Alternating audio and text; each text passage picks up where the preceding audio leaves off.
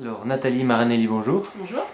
Vous êtes née à Paris, vous avez fait vos études primaires et secondaires à l'étranger et vous avez vécu en tant qu'expatriée dans de nombreux pays. Alors du coup, en rentrant en France, vous avez exercé plusieurs métiers dans le milieu aérien, artistique, médical. Maintenant, vous vivez dans le sud de la France et vous venez de sortir votre premier livre qui est une autobiographie romancée, Parfum d'infancia, aux éditions L'Harmattan.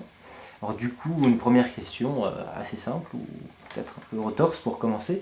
Quelle a été votre motivation du coup pour écrire cette autobiographie romancée? Bien, avant tout, le parcours à l'étranger, c'est vrai que le fait d'avoir vécu 4 ans à Bagdad, 2 ans et demi en Colombie, 5 ans au Chili et 6 ans au Mexique, et d'être d'origine brésilienne, je me suis dit que tout ce parcours, à peu près une vingtaine d'années à l'étranger, voilà, j'avais envie de mettre tout ça sur papier pour raconter un peu tout ce que j'avais pu voir et laisser une trace de ce vécu.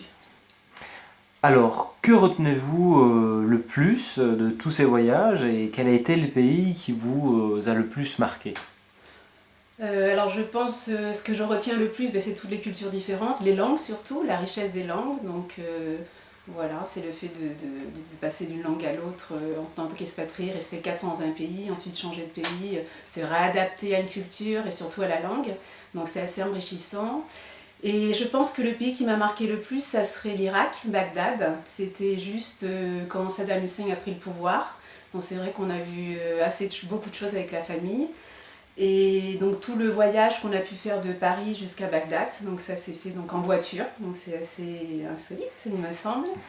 Voilà, on a traversé Beyrouth, il y avait encore la guerre donc au Liban à ce moment-là. Et des autres pays, comme c'est au Mexique, en Amérique centrale et les autres pays sont en Amérique du Sud, la culture se ressemblait un petit peu plus. Donc c'est vraiment l'Irak qui m'a marqué le plus. Est-ce que votre livre a une histoire particulière? Oui, alors le livre a une histoire particulière dans le sens que j'ai un peu mélangé donc, ce que j'avais vécu à l'étranger avec une histoire très personnelle. Donc le récit parle surtout de ma mère. Voilà, donc il y a deux histoires dans le livre. Donc la première, donc, c'est une jeune femme brésilienne qui vit dans le sud du Brésil, à Porto Alegre, et donc qui essaie de s'en sortir comme elle peut, elle vient dans une famille assez modeste. Donc elle enchaîne des petits boulots. Ensuite, elle décide de quitter cette ville, Porto Alegre, pour aller à Rio, pour tenter sa chance. Donc le Rio des années 60.